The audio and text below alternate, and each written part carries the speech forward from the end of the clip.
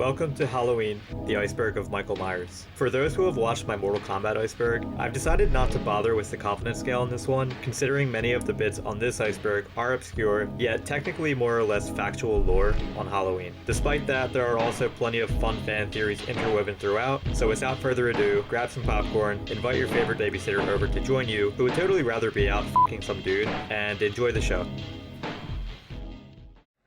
Wish I had you all alone, just the two of us.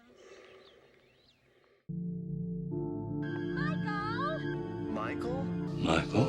Michael Myers. Michael Myers. Michael Myers. Michael Myers. Who's that?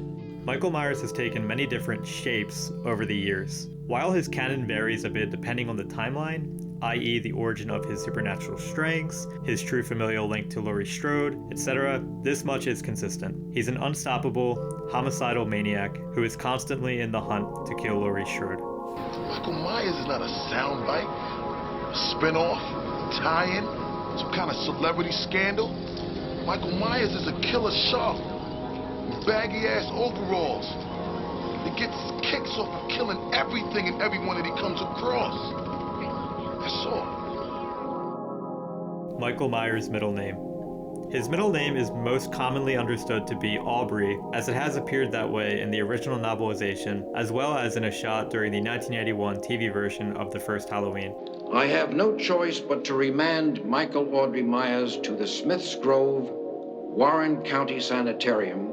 However, in a recent rewatch of Halloween 4, I did notice when they were in the process of transferring him to a different facility, the typewriter writes Michael M. Myers. Let me know in the comments if you've seen what that middle name beginning with M could be. Anthology plan. The Halloween film series was initially scoped as an anthology series. Despite the critical acclaim of the first film and its sequel, they did experiment with the anthology plan with the third installment of the series in Halloween 3, The Season of the Witch. One could also argue that Halloween and its 13 films are more anthology-ish than your typical film series, which takes us to our next subject, different timelines. It actually did turn out that the Michael Myers films did churn out a sort of anthology in their several different canonical timelines across the current 13 official films. So we have the original 2 films, then films 4 through 6, dubbed Thorn Trilogy. Then you have, of course, the H2O timelines, which consists of Halloween H2O 20 years later and Halloween Resurrection. Then, of course, we have the 2 Rob Zombie reboot films. And then finally, the most recent timeline, dubbed by fans as the H40 timeline, due to the series taking place exactly 40 years after the original Halloween. Laurie Strode. Laurie Strode is the iconic central protagonist to most of the Halloween films, except the ones where she was already dead. Also the one where they realized their mistake and brought her back for H2O, only to kill her within the first 5 minutes of its sequel, Resurrection. Never quite could understand why they did that. Also, Cynthia Myers is the name her parents gave her as a baby, but she would be renamed to Laurie Strode by her adopted parents in an effort to shelter her from her family reputation. As you might expect, there are several really compelling fan theories, of which Laurie is the main focus, but we'll touch on those a bit later. Thorn Cult. Of those aforementioned different timelines, we have the Thorn timeline, which is dubbed that way because the Thorn represents an ancient demon or force that curses its host with superhuman ability while compelling them to kill their entire family. If I'm not mistaken, this is actually the only time in any timeline in which the filmmakers make an effort to explain why Michael is so strong. And while it isn't without its issues, i.e. Michael kills plenty of people outside his family, except when he deliberately chooses to give his weapon to the dude in Resurrection, but we won't talk about that. I'm not going to bother besting Tommy Doyle's explanation of the Thorn lore, so here you go. Among the ancient druids, Thorn represented a demon that spread sickness, brought death to hundreds of thousands of people. According to Celtic legend, one child from each tribe was chosen to be inflicted with the curse of Thorn, to offer the blood sacrifices of its next of kin on the night of Samhain. Halloween. The sacrifice of one family meant sparing the lives of an entire tribe. For years, I've been convinced there must be some reason, some method behind Michael's madness. But the Thorn symbol is actually a constellation of stars that appears from time to time on Halloween night. Whenever it appears, he appears. The Thorn Cult itself exists in Halloween 6, and mostly in the producer's cut of the film. Here we see a version of Michael whom is being controlled by Wynn and the will of the Thorn Cult. In the producer's cut, Michael would break free from the cult and actually turn on them, but more on that later. Dead by Daylight. The video game Dead by Daylight features Michael as a playable character. The Myers house also appears as a stage in the game, as well as Laurie Strode as the victim. Jamie Lloyd. Not sure there is a more tragic child character thought up in a horror film series than Jamie Lloyd. But now my future relationship, my engagement, my marriage, my children, and your grandchildren have all been wiped out because I have to babysit. Oh, joy. I'm sorry I ruined everything. I wasn't here. You can go out. Every day is Halloween. Jamie's mommy's a mommy.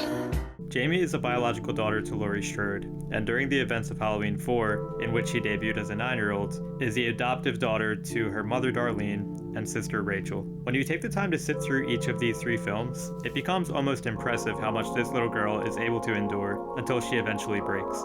She experiences literally anything traumatic you can imagine, and yes, unfortunately, I do mean literally anything. In cinema, there's definitely limits to what you can show before it becomes tasteless, but we'll get more into that later. The Myers House. The Myers House, outside of being the name of one of these songs on the official score of the first movie, is where Michael was born. It's also where his first known murder took place, being his sister, Judith. Here's some quick origin lore of the house. It was purchased in 1945 by his parents. The two would give birth to Judith in 1947, Michael in 1957, and finally a third daughter, Cynthia, in 1961. In real life, the Myers house today is still intact, having been prevented from being demolished by a city council member in South Pasadena, California, named David Margrave. Sadly, Margrave passed away in 2015 from cancer. A real one to say the least, considering his love for the series actually led to the OG Myers house being used as a film site once again in 2021 for Halloween Kills.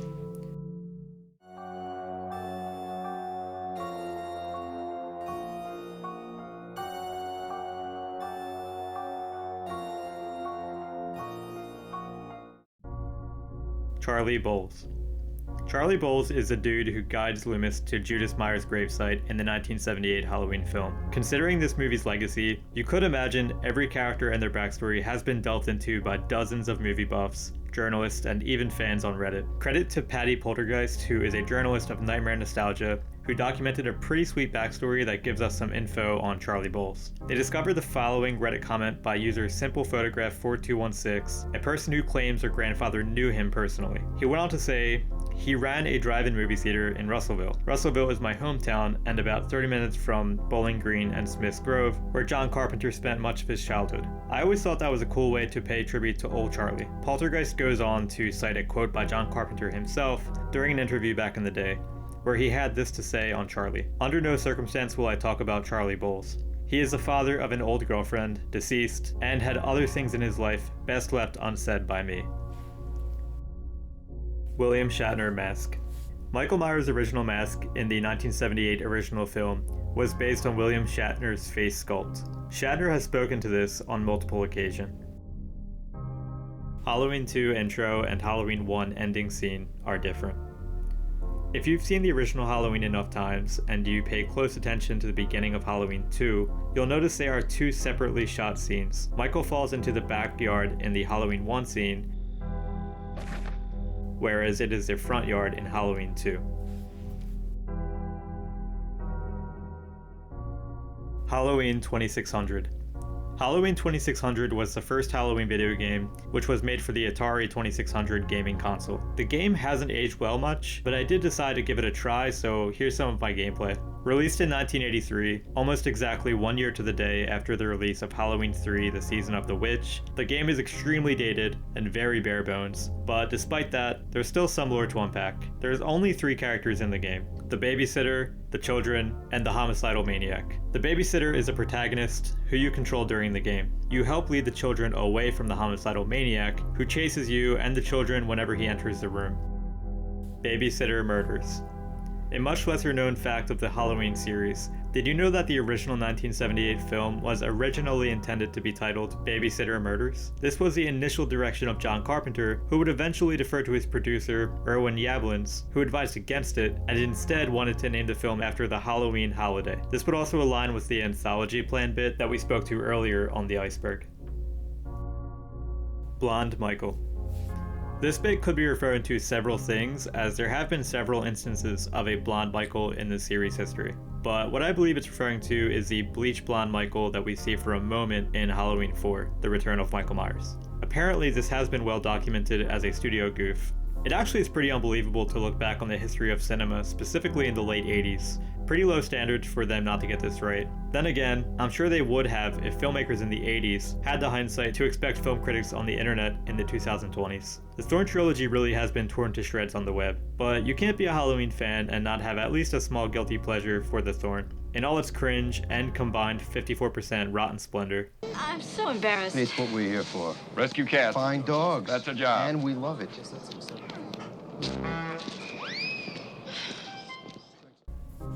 Mr. Lloyd's identity. So Jamie Lloyd, Laurie Strode's biological daughter, is under the care of her adoptive father Richard. However, her biological father is never made clear, though the consensus among fans is that it is either Jimmy from Halloween 2 or his younger brother Ziggy, who there is little info on but did attend high school with Laurie in the same grade. Though Jimmy to me seems like the more compelling answer, as he is way more prominent in the story than Ziggy. Ultimately, in Halloween 4, Jamie does possess a photo of her and her presumed father, and while he ultimately doesn't bear a close resemblance to Jimmy from Halloween 2, it could easily be a retcon. But ultimately, the identity of her father is pretty meaningless if you ask me, because the true purpose of Mr. Lloyd's identity, sadly, is that he is absent from Jamie's life. The sole purpose of his absence is literally to make Jamie's character depressing beyond belief. Just overkill. Pink Panther subtitles. This one is really spooky, so I hope you have your nightlight on. All of the subtitles of the Thorn trilogy films can be associated one-to-one with that of Pink Panther's film subtitles. Chaos Comics Halloween series. These line of comics were a unique 3 stories involving Michael Myers, otherwise known as the Untold Tales of Halloween. The first entry, which is self-titled as Halloween, features a story in which the Michael Myers-obsessed Tommy Doyle obtains Dr. Loomis's private journal, which goes into great detail of Loomis and Myers' time in the Smiths Grove Sanitarium. Michael eventually catches up with Tommy here. The second entry picks up right after that, and then the third entry takes place 1 year later. These comics are considered the climax of the Thorn trilogy. Halloween 4, Ditterman Draft. You know Halloween 4, The Return of Michael Myers? Well, take everything you know about that and throw it out the window, because Halloween 4 was originally meant to be quite different than what it eventually became. Courtesy of the book Taking Shape 2, The Lost Halloween Sequels, which is a book that chronicles a whopping 24 total canceled Halloween sequels and their reasons for being canceled, here is a list of confirmed differences that the original Halloween 4 draft did not have in common with its theatrical release. Number 1. Laurie Strode would return, with Loomis appointed as her psychiatrist to help her overcome her trauma. Number 2, Michael stalks Laurie in a Porsche and apparently wears a leather jacket, pants, and gloves, and also drives this Porsche through a crowd of people who were like in a fourth wall sort of way excited for Halloween 4 inside of Halloween 4. And then number 3, Laurie had a daughter named Stephanie in this draft, though it's unknown how much her personality or character aligned with the eventual Jamie Lloyd. And then number 4, the movie would conclude with Michael's body being electrocuted and blown to smithereens. Ultimately, the reason the script wouldn't see the light of day was due to Jamie Lee Curtis's reluctance to sign on for a third appearance in the series. She likely helped us dodge a bullet, since this could have marked the end of Michael Myers had she signed on with this pretty questionable script. Michael likes cats. There are several instances where Michael kills animals, namely dogs, which we can probably chalk up to dogs, being the most common pet in the home. However, his known kitten kill count is firmly set at 0. In Halloween 5, during the barn scene, we can see Michael is well within his ability to harm the family of kittens. Despite killing animals in the past, he actually decides to leave them alone. Emmett Kelly Clown Mask. The Emmett Kelly clown mask was the original mask for Michael Myers before the William Shatner mask would eventually take its place. For background, Emmett Kelly was a famous American circus performer renowned for his Weary Willie clown act, based on the homeless of the Great Depression during the 1930s. I think it's safe to say that Michael Myers would have been way less fun had they gone this route. It does beg the question though, was Michael's costume at 6 being a clown costume an intentional homage to Emmett Kelly? Let me know what you think in the comments. Child's Play is canon with 4 to 6, / Halloween exists with A Nightmare on Elm Street. One of the first scenes of Bride of Chucky features a Halloween costume shop. In it, we see Freddy Krueger's glove, Leatherface's chainsaw, Jason Voorhees' mask, and yes, Michael Myers' mask. I don't believe there is another significant reference to Halloween in the Child's Play series, but let me know in the comments if I'm missing anything. As for Nightmare on Elm Street, things definitely get a bit more interesting, and credit goes to Horror's Hallowed Grounds host Sean Clark for making the discovery. He has a YouTube channel and visits several renowned shooting sites of classic horror films, which I highly recommend checking out for yourself for the uninitiated. Anyway, in visiting both the Nightmare on Elm Street and Halloween film sites, and then rewatching a TV-only scene in Halloween, where Linda visits Laurie, Clark was able to identify a unique horse rocking chair that had appeared in both settings. As you can see in my comparison here, these two living rooms are an identical match. Wynn taught Michael to drive. So Terrence Wynn is a man of many faces, not just because he was portrayed by 3 different actors, one of which was before the Thorn timeline, which was actually news to me while making the Iceberg, but because he had been known at first as merely the administrator of the Smiths Grove Sanitarium, who was frustrated at Michael's escape. However, in Halloween 5 and 6, he became the Man in Black, so he was retconned to not be frustrated but in fact worshipped Michael all along and welcomed his escape. We could go a step further and assume he could have assisted in his escape by teaching him how to drive. While this may sound crazy, let me roll this clip from the original Halloween. I'm wasting my time. Sam Haddonfield is 150 miles away from here now. Now, for God's sakes, he can't drive a car. He was doing very well last night. Maybe someone around here gave him lessons. See where I'm going with this? If we can assume John Carpenter and crew had the foresight to conceive where the plotline was heading 5 films later, then yeah, Wynn is deceiving Loomis here by explaining Michael can't have possibly drove, but all the while he was giving him lessons on the side. Production mistakes / Halloween 1 Carpenter's smoke and frame. It wouldn't be Halloween without its overabundance of production mistakes. Or is that just the case for any movie you rented from Blockbuster in the 90s? As the title suggests, yes, director John Carpenter's cigarette smoke can be seen in several scenes of Halloween 1. Some of my other favorite production mistakes in the series include that one opening ambulance scene in Halloween 4, where Michael's arm is impaling the Smiths Grove's medic's forehead, but you can clearly make out that that's not really Michael's arm, it's clearly a prosthetic, and you can definitely make that out in the bottom right-hand corner of the screen. Number 2 for me has to be that despite Haddonfield being in Illinois, you can definitely spot some palm trees in the background, as the film was technically shot in Southern California. And then number 3, which to me is a pretty underrated one, would be that time where they completely botched John Wayne Gacy's time of death. So Harold, the patient who is learned on Michael and apparently plenty of serial killers over the course of history, says that Gacy died on May 7th, 1998, when in fact, it's well documented that his death took place on May 10th, 1994. Pretty clumsy, though if this is intentional, and Gacy did get to run rampant an additional 4 years, then that would confirm that Resurrection takes place in some sort of darker parallel universe to our own. Thorn Trilogy is a comic made by H2O Tommy. In the 30 Years of Terror comics, Tommy Doyle can be seen drawing a comic which alludes to elements from the Thorn timeline. This is definitely a tongue-in-cheek, breaking the fourth wall sort of thing, considering the Years of Terror comics take place in the H2O timeline. CGI mask. There is a scene in H2O where Michael is clearly donning a CGI mask. The backstory here is that during the shooting of H2O, several different masks were actually used during shooting. This scene had used a mask that the filmmakers were dissatisfied with, and since they couldn't revisit the scene in the final shooting, the decision was made to superimpose a better mask over the actor's head using CGI. Now, this is pretty interesting, and if you have any information on what that other mask looked like behind the CGI, definitely let me know in the comments, but to my knowledge, this is not information that has ever leaked onto the internet. So pretty interesting to imagine how ugly that mask could have really been, but we may never know. I can't believe this. I can't tell you anything. Every time I tell you something, everybody else knows about it. Oh, Tommy and Lindsay cameo in Halloween 4.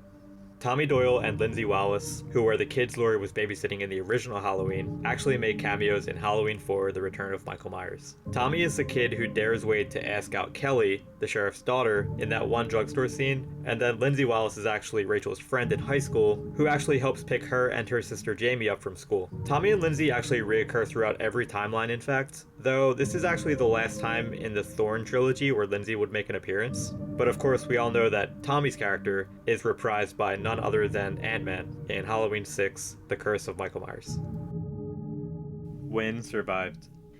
As you'll recall earlier when we touched on the Thorn cult, a producer's cut to Halloween 6 would be released in 2014. Spoiler alert for those who haven't watched this yet, which I highly recommend, but a new ending would have Wynn surviving his encounter with Michael. During that encounter, Michael would momentarily stun Wynn to the degree of unconsciousness, so he could swap their clothing out and escape. As Loomis unmasks the presumed Michael to find it's his old colleague, Wynn would transfer the Curse of Thorn onto Dr. Loomis. While the theatrical release would cut all of this out, this ending technically makes the movie feel like a much richer, fuller experience. I suppose the reason for the open-ended ending we received in the theatrical film was out of respect to Donald Pleasance, who passed away only months prior to the film's release in September of '95. The producer's cut ending would open the door to a sequel, with Loomis obviously playing a big role. So it's obvious why they scrapped this ending for theaters, because no one was going to fill those shoes. Pleasance's passing was so profound to the franchise that it literally prompted a reboot. As an aside, I probably haven't been very discreet with my nostalgia bias towards the Thorn movies in this video. With that said, I also realized that this timeline ending with the passing of Pleasance just felt right, which is a sentiment that I think we can all agree on. Halloween today doesn't feel like Halloween of old, and in my opinion, I would attribute Pleasance largely to that void that just seems missing. Rest in peace to a legend. Audrey Myers. Audrey Myers is Michael's mother, who also goes by the name of Edith Myers, depending on which timeline we're talking about. Audrey also happens to be Michael's middle name, as we discussed earlier, which is actually still canonically true as of the latest film Halloween Ends. Tommy Jarvis visited Smith's Grove. Jarvis is the main protagonist of the films Friday the 13th, The Final Chapter, A New Beginning, and Part 6, Jason Lives. In the Friday the 13th game, which if you ask fans, is of questionable standing in terms of canon, Tommy actually visits Smith's Grove. So while there's actually no mention of him meeting Michael Myers, one of the tapes in the game do allude to him having a run-in with Freddy Krueger. Halloween 6, Tarantino's idea. In 1994, Miramax reached out to Quentin Tarantino for the Halloween 6 director job, which he unfortunately declined. During a recent interview, Tarantino explained that at the end of Halloween 5, the Man in Black was not identified by cast and crew at the time, and that they would defer to the director of Halloween 6 to ID him. While Tarantino didn't specify if he would have ID'd him as Dr. Wynn or not, he did say that he had a few ideas on how the beginning of the film would take place, stating the following. Yeah, I was like, leave that scene where the Man in Black shows up, alright, and freeze Michael Myers. And so the only thing that I had in my mind, I still hadn't figured out who the dude was like the first 20 minutes would have been the Lee Van Cleef dude and Michael Myers on the highway, on the road, and they stop at coffee shops and shit. And wherever Michael Myers stops, he kills everybody. So they're like leaving a trail of bodies on Route 66. H2O Cut Thorn Trilogy Scene. So technically, we all know H2O is the sequel to Halloween 6, The Curse of Michael Myers. As H2O is the 7th installment in the series, you might imagine that there was a moment where the screenwriters and crew attempted to reconcile the Thorn trilogy with Laurie's return. See, in Halloween 4, The Return of Michael Myers, it is explained early on that Jamie's mom, Laurie, passed away with her dad in a tragic car accident off-screen. I know you miss your parents. It hasn't been that long. It's been 11 months. The reason in real life on why Laurie was killed off screen was because Jamie Lee Curtis was no longer interested in appearing in another Halloween. So we can probably assume that, after the mixed reception of the 6th film, that Dimension Films reached out to Jamie Lee Curtis and pretty much made her a Godfather offer to return. Of course, if Laurie were to return, they would need to follow one of two paths. One, they can retcon the shit out of films 4 to 6, pretending they never happened, or 2, they can take the effort to reconcile and make sense of Laurie's disappearance. After all, how could she have abandoned her daughter in Haddonfield without taking her with her? I've abandoned my child! Well, there appears to be some intention in explaining that in a draft of H2O that had leaked onto the internet. The excerpt here reads, Ironically, Laurie survived that night, but was said to have died in a car accident years later, leaving behind her only daughter, Jamie. The book maintains there is truth to the rumor that Laurie Strode is actually alive and well and living under a new identity, claiming that she gave up her daughter for adoption to protect the 8-year-old from her psychotic uncle. Bad idea. Last Halloween, Jamie's mutilated body was found in a barn just outside of Haddonfield. As Laurie goes under the pseudonym Carrie in H2O, this cutscene would involve Laurie overhearing one of her students referring to Jamie's death, who Carrie, or Laurie, intentionally gave up for adoption in an aim to protect her, and after discovering that didn't work and Michael wound up murdering her anyway, Carrie would run off to the school's bathroom stall and vomit in her grief. My personal take on this is that while it is certainly a lot messier, I find that this route would have been the way to go instead of, rebooting the entire series from scratch. So much work had been done in the Thorn trilogy, all for that to go to waste due to a lack of creativity and thinking on our feet in bringing Laurie back into the fold. Halloween Flash Game. This is one of those lesser known facts that you wouldn't really know about unless you were there, but prior to the release of Rob Zombie's Halloween 2, the Weinstein Company funded a Flash game project entitled Michael Myers Rampage to help promote the film. It's an extremely dated game, and I'm not sure it's even playable anymore with Flash support ending this past year. But yeah, you basically played the role of Michael Myers and mashed the left click on your mouse to hack and slash at like 8 different victims. Nothing really to mention beyond that. Michael learned to drive from Loomis. A much less sophisticated theory than when we touched on the wind theory, this bit suggests that Dr. Loomis was actually the one who taught Michael to drive, with a much simpler premise. Since Dr. Loomis mentions driving Michael to and from his trials when Michael was a child, Michael could have been paying attention to Sam's finesse behind the wheel. Whether out of boredom, curiosity, this technically would have been Michael's only exposure to driving. Rob Zombie's Halloween 2 unused trailer. There was an unused trailer for Rob Zombie's Halloween 2 that leaked onto the internet, which depicts deleted scenes that still have yet to unsurface to this day. I won't be showing this trailer in this video in fear of getting flagged, but these deleted scenes included subject material such as Michael setting up a noose to hang Laurie, and killing her, scenes of Michael chasing Annie, and even screen test of Dag Ferch, who, for those unfamiliar, actually portrayed young Michael in Rob Zombie's Halloween 1. But what's interesting here is that the film crew ultimately decided while filming that Ferch was too old at this point to continue playing young Michael, so we can chalk this trailer going unused for a few obvious reasons. Murphy Myers.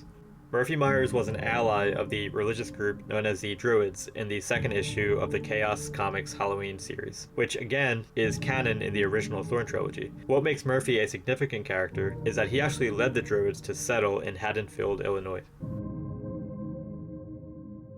Dana Carvey cameo. Dana Carvey, who is a household name today for his fame in Wayne's World, actually made his feature film debut in the background of a scene in Halloween 2. Original Halloween 2 concept. Before Halloween 2 was ultimately handed off to director Rick Rosenthal, who eventually would also direct Halloween Resurrection, the story was instead set years after the events of the original, featuring a more distinguished Laurie Strode, who lived in an upscale community with really tight security, presumably to ensure she couldn't be attacked by Michael again. She would also live far away from Haddonfield. However, Donald Pleasance would reprise his role as Loomis, but other plot details have never resurfaced. Interesting here to note is that John Carpenter directed a made-for-television film named Someone's Watching Me around that same time in 1978 with the release of Halloween, which involved a female protagonist who is being stalked and tormented by a stranger. She, too, lived in an upscale apartment complex. Apparently, this film is known as the Lost Carpenter film by fans, due to its scarceness of physical copies floating around in the wild. Let me know in the comments if you own a copy, or know of any other similarities that it may share with Halloween. Hellraiser crossover. A Hellraiser vs. Halloween crossover was once pitched to Dimension Films by Dave Parker, an aspiring director back in the 90s. In 2020, Parker claimed to have been the first one to pitch Freddy vs. Jason back in 94, but was rejected. He went on to explain his more elaborate pitch for a Hellraiser Halloween crossover, stating, "I was just trying to come up with a plausible way to get these two guys together to fight," he said. So, why does he all of a sudden go out and kill his sister in Halloween? He's trick-or-treating in a flashback and he goes up to this one house and sees the guy with the black boots, who gives him the box. He opens it and the Lord of the Dead, Sam Hine, escapes from hell and takes over Michael's body because he doesn't want to be in hell. Now, Sam Hine is who the Shape is, and that's why he can't be killed. So the story takes place when people try to destroy the Myers house and they find the box hidden between the walls. Of course, they open it and Pinhead shows up, and it's Halloween and it's a Myers house, so Michael shows up because there are people there, and Pinhead recognizes that Michael is Sam Hine because he can feel it, which begins this whole battle in the real world. And of course, the third act takes them all to hell. So this would have likely been full of awful CGI for its time, so we should be grateful that the pitch was declined, but outside of that, this sounds like a pretty awesome clash between Pinhead and Michael. Outside of this once upon a time movie pitch, I'm not sure what else the Iceberg could be referring to here. However, Michael and Pinhead do coexist in the Dead by Daylight video game. H2O effects scenes. Similar to the way certain TV scenes were added in 1978's Halloween, there are scenes that only aired on FX in syndication of Halloween H2O. A search on YouTube should yield you results quickly, and they're a treat for anyone remotely fond or nostalgic of that film. In particular, I like the scene where Will, Laurie's husband, is making an effort to relate to Laurie's trauma. I mean, let's face it, the guy is a total afterthought without that short 2-minute scene. But sadly, none of the FX scenes feature poor Jamie. Now, do you understand me? Go do as I say.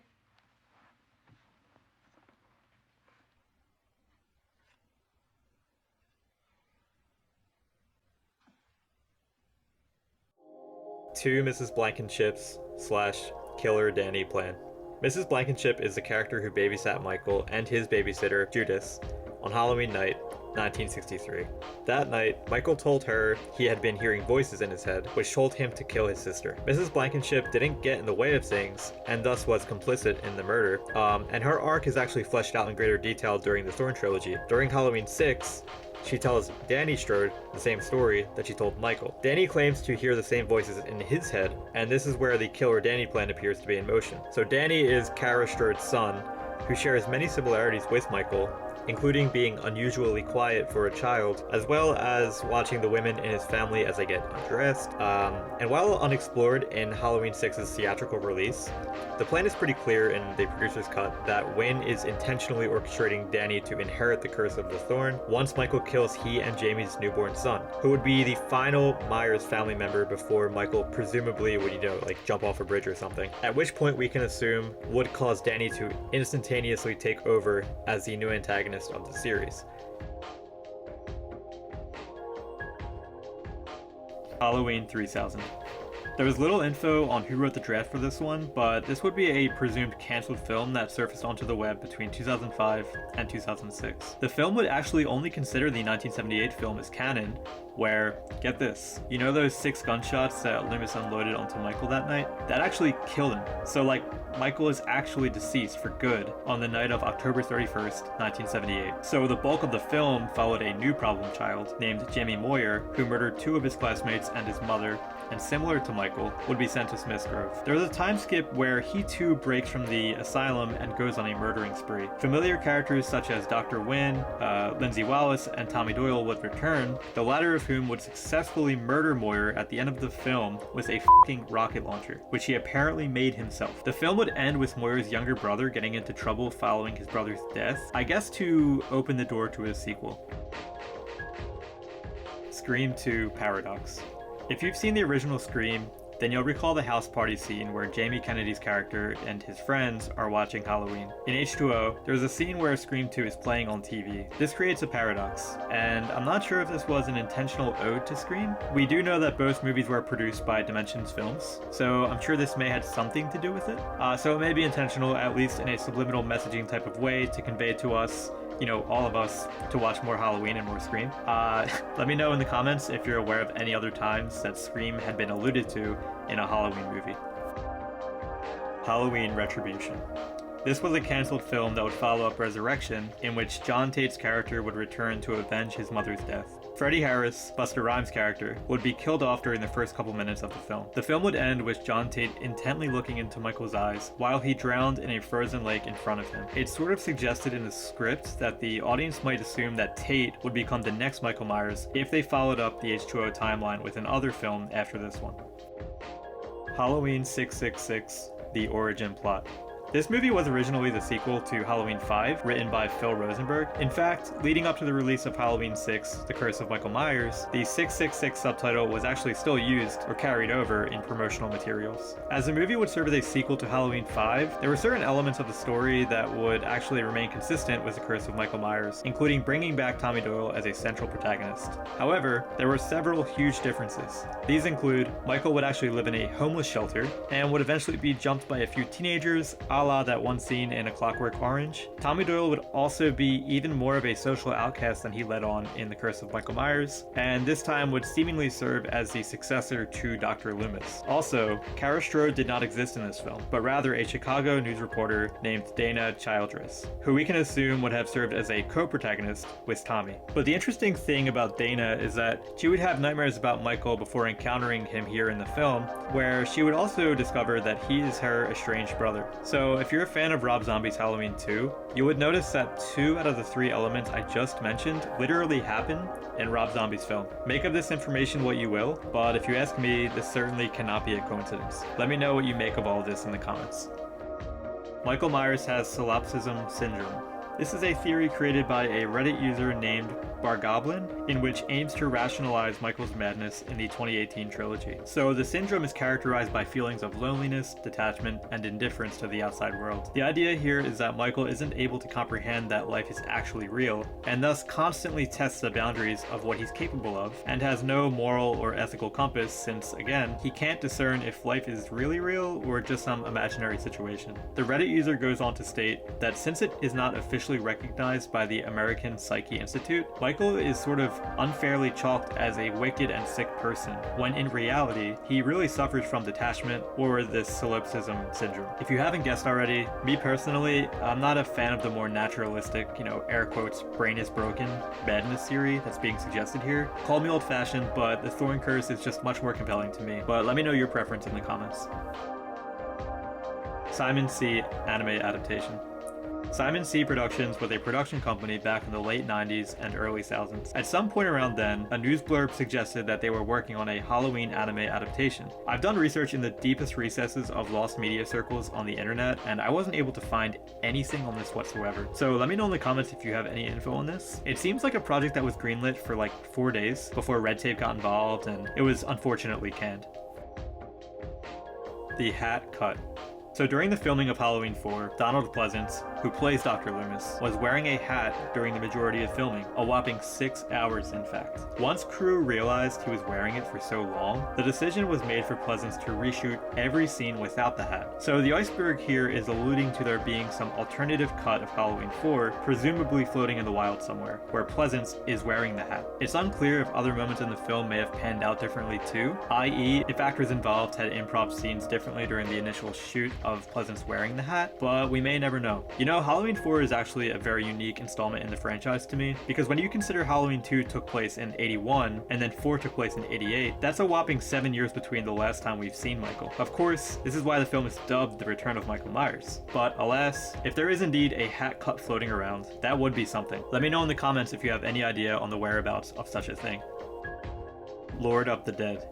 Daniel Ferrans, who is credited as being a heavy contributor to the Curse of Michael Myers script, pitched Lord of the Dead as a sequel to H2O. The film would have been a direct follow-up to H2O, but would also aim to reconcile the Thorn trilogy with H2O. With H2O taking place in Cali, this 8th film would return to Haddonfield, featuring a very disheveled Tommy Doyle, who at this point resembled Dr. Loomis, but was also being accused of committing ongoing murders in Haddonfield. See, as you'll recall at the end of H2O, Laurie decapitates Michael, right? You'll recall that Laurie was in the eventual 8th movie, Halloween Resurrection, for all of 5 minutes. Daniel Ferrans actually says during an interview that Jamie Lee Curtis was contractually obligated to appear for 5 minutes. So during his Lord of the Dead pitch, he wanted those 5 minutes to really count. So you know how I mentioned that Tommy Doyle was being accused of committing murders in Haddonfield? Turns out Ferrans' vision for the 8th installment would include a crazy plot twist in the end where the presumed Michael Myers is unmasked and revealed to be none other than Laurie, who after the events of revisiting her trauma in H2O, came back to Haddonfield to relive the murders and literally become the Shape. A few things from that interview that I wanted to point out. So while this does seem like an idea that might have been doomed not to jive well with critics. Ferenc actually cited part of his inspiration for the idea being that final scene in H2O where once Laurie decapitates Michael, she takes several deep breaths, which is totally reminiscent of Michael's patented deep breathing. What's also crazy is that from that Chaos Comics series that you'll recall we touched on earlier in the Iceberg, the Chaos Comics writer, Phil Nutman, reached out personally to Ferenc, knowing he had a hand in writing the script for Halloween 6, and asked him if he had anything to draw inspiration from. So Ferenc literally handed Nutman the Lord of the Dead draft and said, you know, this isn't going anywhere anyway, so here, go for it. So, spoiler alert to those who want to read each of these comics, which honestly only would maybe take an hour of your time. But yeah, the third and final act of the comic series does result in Laurie being unmasked as Michael Myers. And this, my friends, is why you should respect the comics. The Weinstein brothers, Miramax, Dimensions Films. These are just words to describe a bunch of suits who are influencing the franchise and, unfortunately, more often than not, stifling creativity in favor of catering to more casual fans, and ultimately, the goal is always to make more money, or make as much money as possible. So it's comforting knowing that the comics are a medium that exists, that we can enjoy, most of all because the suits have zero interest in corrupting them. Michael appears in the Mario universe. Michael Myers appears in a comic which was included in a 1996 issue of the German Club Nintendo magazine. The German name for this comic was called Super Mario in some German name that I can't pronounce, but when you translate it to English, it's actually Super Mario in the Night of Horror. Here are some images from that comic where tons of different horror icons are depicted, including Freddy Krueger, Leatherface, Chucky, Jason Voorhees, a mummy, Frankenstein, and more. While looking into translations, I noticed there was a bit where Princess Peach is possessed by a demon, a la 1973's The Exorcist. Apparently in it, she says to Mario, "Your mother scrubs toilets in hell." Resurrection was Michael's dream when he was decapitated. At the end of H2O, Laurie decapitates Michael, which even for Michael's standards would be pretty unlikely to ever come back from. The movie's sequel, Resurrection, offers an explanation on how Michael had technically switched out the body of a paramedic in an earlier scene last minute to deceive Laurie. This medic had severely damaged his voice box, thus his being mute. However, it is a fan theory that none of that really happened, and the entire movie that is Resurrection takes place inside of Michael's head, with the little amount of brain activity he has left, you know, for that short moment before the brain is fully dead. While this does seem preposterous, isn't the notion of Michael orchestrating the decapitation of a medic wearing his outfit just as preposterous? Like, dude was reaching to Laurie for help, right? He can't use his words, which has been established, but like, couldn't he have like removed the mask to reveal to Laurie that, you know, he's not in fact Michael? Michael is possessed by Enda. Enda is a character mentioned in the original novelization of Halloween back in 1979. Enda was a 15-year-old boy who lived in North Ireland sometime around the year 500 BC. Enda was deformed due to complications in how he was handled during childbirth. Around the age of 15, he fell in love with a princess, and while attempting to pursue her, is accused by her parents of rape. Enda, in his humiliation-filled rage, murders the princess and her prince-to-be during Samhain. The townspeople witness this and tore Enda apart literally, leaving behind only his head and heart. The burial took place a day after, in which the king decreed that his soul should forever wander the earth as punishment for murdering his daughter. And that soul wandered into Michael. It's unclear when Enda's soul used Michael as its host, but we can assume sometime between his birth and before he began talking. A much lesser known fact of Michael's birth, at least according to the comics, is that Michael was actually a stillborn on Halloween night, and while technically dead for a couple of hours after childbirth, he was declared alive at 12:06 a.m. on November 1st. Perhaps it was then that Enda inhabited Michael. Anyway, once he was able to speak, Michael made it clear to his grandmom that he was hearing voices telling him to do things, and having dreams that described Enda's tragedy. Personally, I wonder if Enda's obsession with the princess had something to do with Judas being his first murder.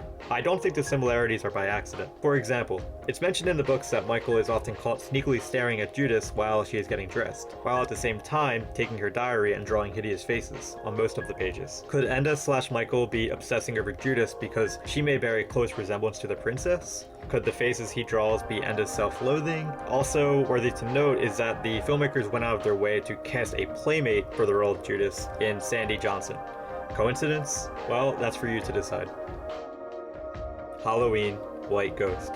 White Ghost is a comic series in which describes the tragic life of Christopher Hastings. While that name probably means nothing to you, He's actually a character that you've seen anytime you've rewatched Halloween. See, Hastings was in fact the second ever recorded victim of Michael Myers, only after of course his sister Judith. I do recommend giving this comic a read, but just a heads up in case you don't care and want the TLDR. Christopher Hastings married his high school sweetheart who he was in love with. Her name was Sylvia. However, he made the mistake of cheating on her during his buddy's bachelor party. Once he came clean to Sylvia, she got drunk and jumped in front of a train. Christopher would live out the rest of his existence remarrying an overbearing woman a couple of towns over. The day after Hastings' retirement, his coworker bribed him an extra $50 to work just one more day. That day, the assignment would find him in Haddonfield, in which he found himself drifting down memory lane at the same railroad track Sylvia died at. While drinking on the job, he couldn't believe his eyes when he saw what appeared to be Sylvia's ghost in the distance. He fell to his knees and closed his eyes, crying. At this moment, that ghost approached him, and it turns out to be Michael Myers, strangling him to death and stripping him of his overalls. The cool trivia here is that Christopher Hastings' boiler suit is in fact the source of Michael's patented outfit. And that will do it. Hopefully this effort helped summon Michael in Mortal Kombat 12. Jokes aside, look out for another essay type of video coming soon. I'm not positive if it will be another Iceberg per se, considering the lack of quality icebergs that are actually out there. Anyway, if you've made it this far, I just wanted to say thank you from one Halloween fan to another. In closing, I think this quote by Daniel Ferrans, who you'll recall co-wrote Halloween 6 and pitched that Lord of the Dead film, is a great way to wrap this up. The Halloween universe is constantly expanding and growing and taking different turns. It's kind of like a choose-your-own-adventure. It'll be interesting to see after this trilogy concludes in the next year or two where the franchise will go next, because I know for a fact it's not over. Halloween is like Christmas or Thanksgiving. It's going to live forever.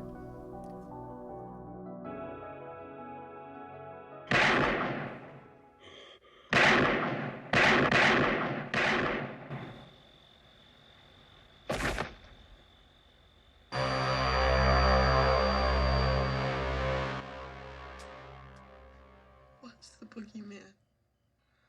As a matter of fact, it was.